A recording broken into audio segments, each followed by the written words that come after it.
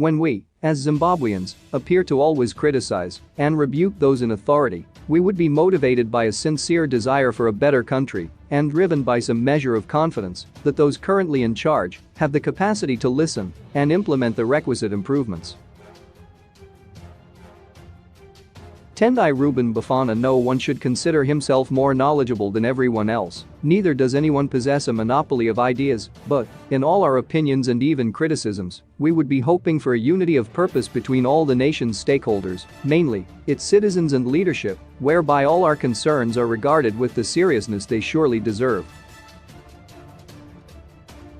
In this divergence of views, we expect those in government not to treat any who express dissenting and opposing thoughts as enemies of the state, who should be condemned and even branded as agents of illegal regime change and economic saboteurs, whose ambitions are nothing clean or noble, but inspired by nefarious agendas meant to harm the country. What manner of thinking is that? Honestly, what type of leadership would be so resistant to correction and change, detest any divergent views, as if their own are the only correct ones, and are impervious to new learning? Is this not the terrifying height of dangerous paranoia? Where do we go as a country with such a negative and counterproductive attitude? In fact, I have always told those in my life, the moment I shut up and stop rebuking those in power, or even cease encouraging the overburdened suffering citizenry to stand up for themselves, would be the clearest signal that I have lost all confidence and hope of anything in Zimbabwe ever changing. Why waste my breath and energy talking to a brick wall that is obviously incapable of listening and thinking? These are the same thoughts that came into my mind when I was reading a news report this morning, whereby President Emmerson Mnangagwa was said to have castigated business leaders attending the inaugural Zimbabwe Annual Investment Forum in the capital Harare for failing to ask questions after his address. He accused the private sector of contributing to the demise of the country's economy by failing to confront the government over its shortcomings. Is this not truly rich, coming from the leader of an administration that perceives with utter disdain and revulsion any who may dare point out its faults? In any event, has the business community not been engaging the Mnangagwa regime through various fora, including the CHI, Confederation of Zimbabwe Industries, ZNCC, Zimbabwe National Chamber of Commerce, the recently held Zimbabwe Economic Development Conference, amongst a whole host? In fact, the economic challenges faced in Zimbabwe are not numerous, such that would require a plethora of conferences, seminars, and workshops, since we are simply dealing with the twin evils of a rapidly depreciating local currency and a rapidly skyrocketing inflation rate, amidst paltry employee salaries that are far below the poverty datum line and woefully lagging behind galloping price increases. How many meetings with captains of industry and commerce does Mnangagwa and his government seriously require in order to comprehend their concerns and his administration's shortcomings, which they may raise?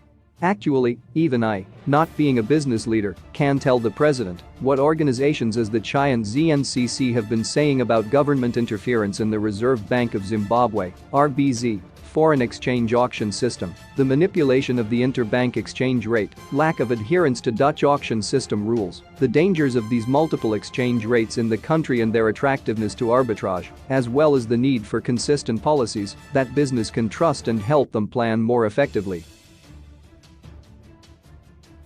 What more did Mnangagwa expect to be told by the country's business captains? Let us remember Zimbabwe is not home to that many formal established private sector players. As such, the government is most likely meeting the same faces at all these various meetings. Is it, then, not safe to say all that needs to be said has already been said and the ball is now squarely in Mnangagwa and his regime's court? There is nothing more to add.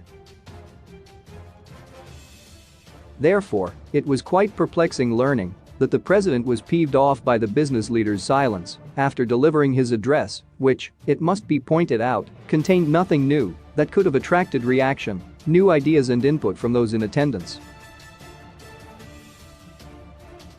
It was the same old drivel and rhetoric which Zimbabweans have become sick and tired of for the past few years.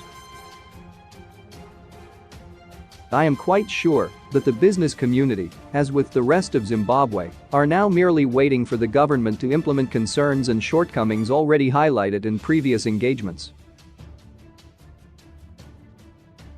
As such, there is really no point in the continued wastage of precious energy and breath in continually repeating advice that has already been proffered several times before to authorities who appear to have stuffed thick logs into their ears.